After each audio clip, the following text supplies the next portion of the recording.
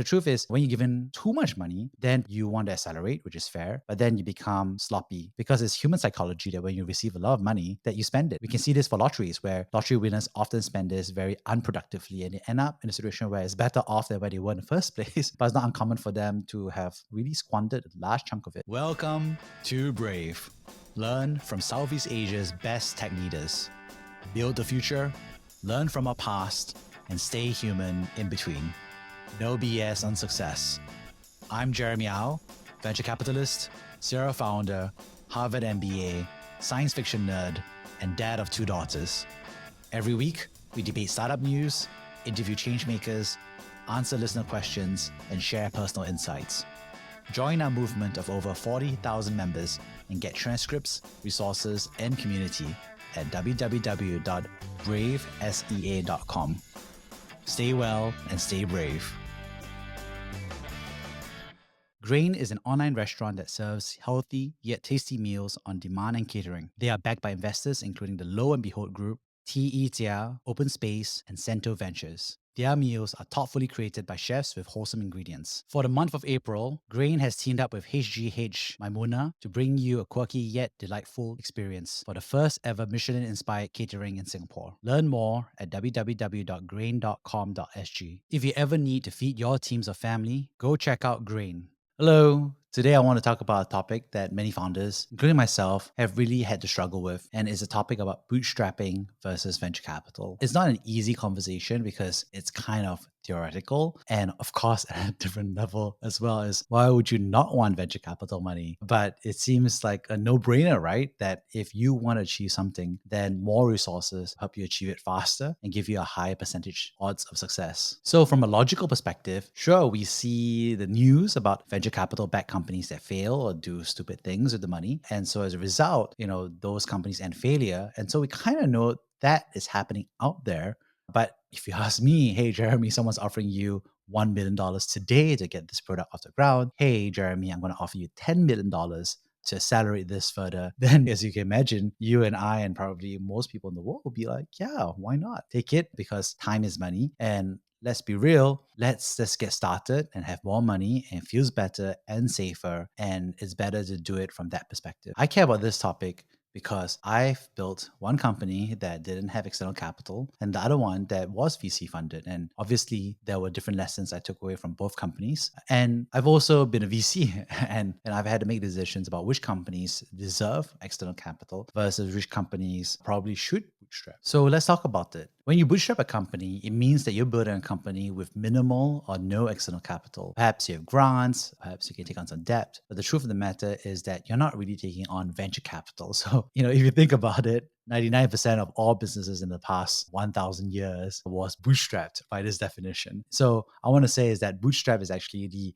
default state for most businesses to be built. A venture capital backed business is not the norm, although many of us in the technology sector will look at it as a norm, but it's actually the opposite, the anti-gravity of how businesses are normally built. Again, there are different forms of financing. Obviously, there's customer capital, there's improving your working capital flows, there's also debt, and then eventually there's convertible debt, and then eventually there's venture capital. But what we have to realize is that there is a spread of different ways to get financing into the company. And venture capital is an innovation that honestly has existed for 50 years. So let's think through this together. If you're building a business, the default reality is that you should bootstrap it. Most businesses in the world are fundamental businesses. They are brick and mortar, they're building out schools, they are distributing water, they are normal businesses. And so they are by definition a normal company that requires a normal set of capital. What venture capital is looking to do is look for companies that can become a $1 billion company within 10 years. Why? Venture capital funds are for high risk, high reward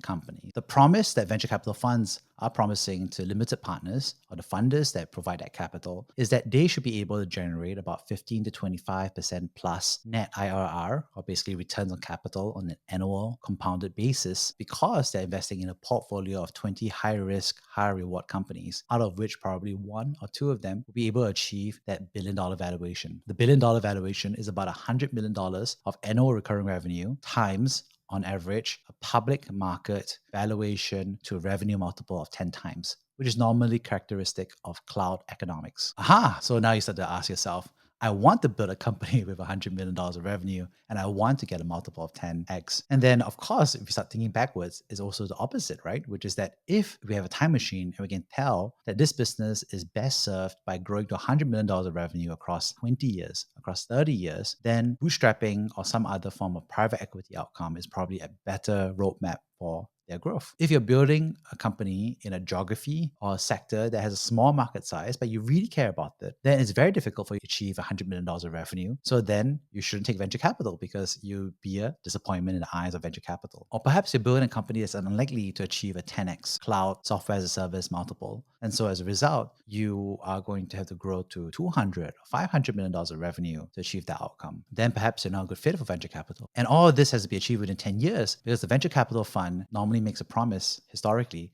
that they're able to achieve this outcome within 10 years to their LPs. And if it takes 15 or 20 years for this $1 billion outcome to be achieved, well, obviously as a founder, it's a success to you and the team and the executives and employees and the customers. Yet from a VC's perspective, it's bad. So from a founder's perspective, one of the realities of it is that the decision to make about whether you're bootstrapped or VC backed is actually not in your hands. It is on the crowd wisdom / citizen science of VCs out there to make that decision whether you should be bootstrapped or whether you get the anointing and the infusion of a VC fund. That's what happens for most startups. If you look at Southeast Asia, the number of pre-seed companies versus the number of seed companies that are out there, then there is a death rate of over 90%. In effect, the market has told the founder that they are better off bootstrapping rather than be funded by VC. For the 90% that are rejected by VCs as a result, or unable to raise further capital at some stage, especially at early stages, what they are effectively told is they have a signal, which is that they can't raise venture capital, but then they should go on to either bootstrap or close down the company. And the awkward reality is that most founders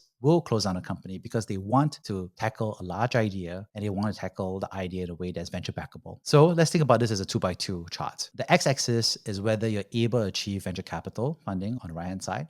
And on the left-hand side, the wisdom of the crowd or the foolishness of the crowd is that they're not able to provide you that venture capital funding. The other axis that's really important is whether you should have raised venture capital, whether in fact it is $1 billion outcome within 10 years. And the south of the axis, of the y-axis, is that in a time machine, the outcome that you're able to drive out is maybe $100 million or $10 million valuation. The sweet spot, of course, on the top right of the quadrant is that the company you built is one of the finite good ideas that's out there, and you are one of the finite teams that can execute and have the hustle and drive to exploit it and make it happen. And so you are able to make it happen. You just needed the capital to make it happen. And you also found the right VC that's able to support you and make it a no-brainer expansion path. And so that is honestly the dream scenario for most successes that we see in the media today. So we look at Airbnb, we look at Tesla, we look at SpaceX, we're looking at transformational companies that can achieve $1 billion valuation. And they're able to raise venture capital. On the bottom left of the quadrant, as you can imagine, there are companies that never receive venture capital.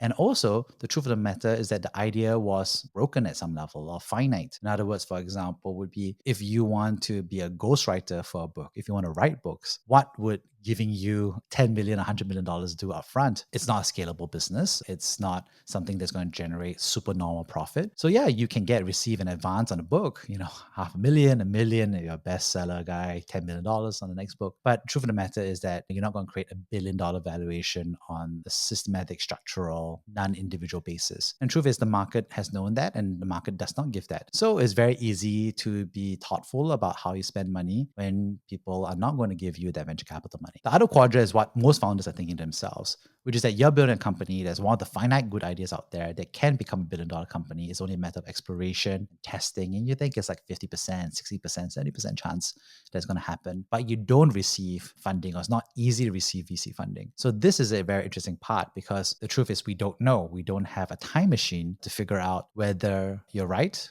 or whether you're wrong, whether the VC is right or whether the VC is wrong. What I'm saying is that most founders in this point of quadrant are basically saying themselves that they want to push on really hard that they want to learn how to fundraise. They want to learn the tactics of fundraising so that they're able to achieve that. And there's a total understandable framework to approach it, because if you don't receive capital to launch a product, then you never know to some extent. Of course, from a VC perspective, is there a way for you to have found out whether this idea is a good idea or not way earlier in advance without needing my money? Because if you find out that it's not a good idea and you're using my money, then you're going to lose my money. So the top left quadrants and the bottom right quadrants are a little bit fuzzy, is a little bit of Schrodinger's cat. It's hard to tell because, what do we need to do differently? It's understandable because at an early stage, you need to achieve product market fit. What I'm trying to say here is that at the top left of the quadrant, where the outcome is $1 billion company, but you're not receiving venture capital funding now, then the key challenge for you is to learn how to become a better fundraiser. And of course, the best VCs that are out there who are being incentivized to chase you will eventually try to figure this out.